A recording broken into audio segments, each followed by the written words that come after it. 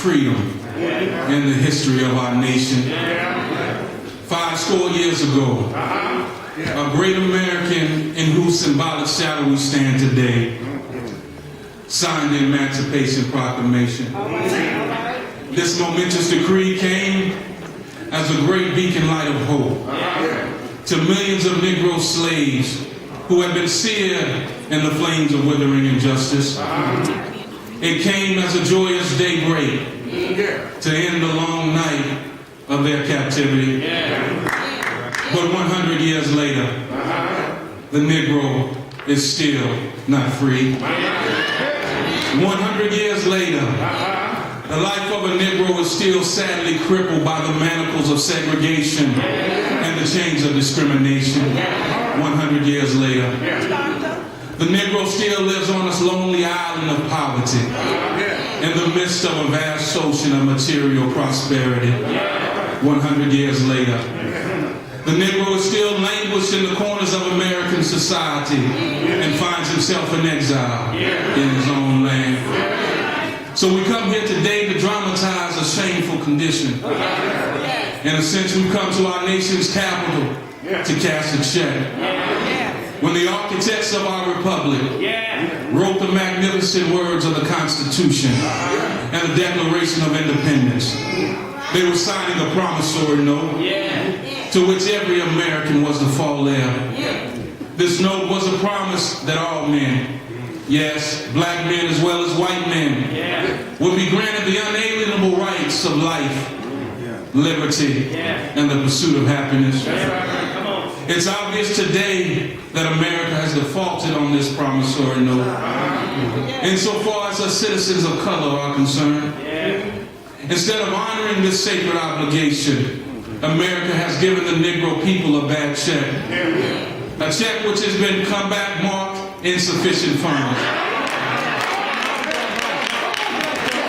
We refuse to believe that the Bank of Justice is bankrupt. We refuse to believe that there are insufficient funds in the great vaults of opportunity in this nation. So we come to cash this check. A check that upon demand will give us the riches of freedom and the security of justice. We've also come to this hallowed spot to remind America of the fierce urgency of now.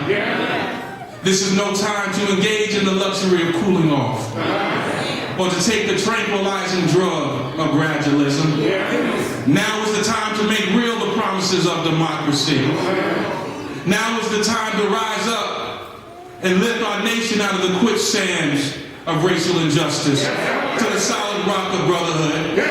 Now is the time to make justice a reality for all God's children. I say to you today, my friends, so even though we face the difficulties of today and tomorrow, I still have a dream. It is a dream deeply rooted in the American dream.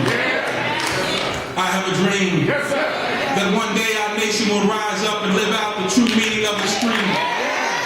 We hold these truths to be self-evident, that all men are created equal. I have a dream that one day on the red hills of Georgia, sons of former slaves and sons of former slave owners will be able to sit down together at the table of brotherhood. I have a dream that one day even the state of Mississippi, a state sweltering with the heat of injustice, sweltering with the heat of oppression, will be transformed into an oasis of freedom and justice. I have a dream that one day my 4 little children will live in a nation where they would not be judged by the color of their skin, but rather the content of their character. I have a dream today.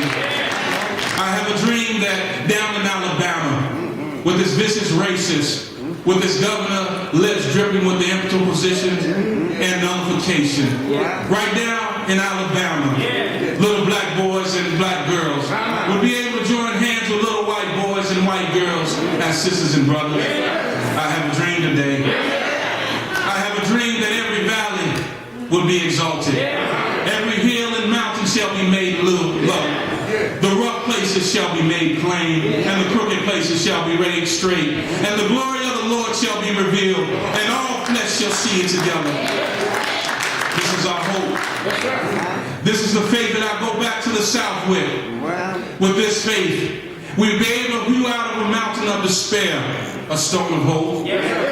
With this faith, we will be able to work together, to pray together, to struggle together, to go to jail together, to stand up for freedom together, knowing that we'll be free one day.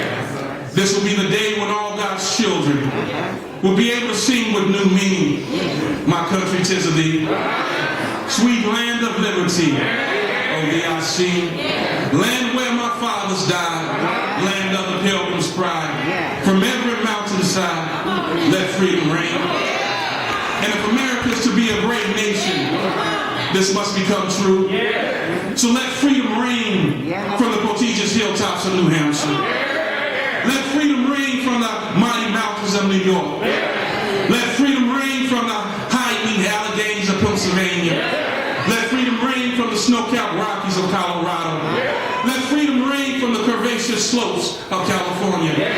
But not only that, let freedom reign from Stone Mountain of Georgia. Let freedom reign from Lookout Mountain of Tennessee. Let freedom reign from every hill and every molehill from Mississippi. From every mountainside, let freedom reign. And when we allow this to happen, when we let freedom reign, when we let it ring from every village and every hamlet, every state and every city, we will be able to speed up that day when all God's children, black men and white men, Jews and Gentiles, Protestant and Catholics, will be able to join hands in together and sing in the words of the old Negro spiritual, free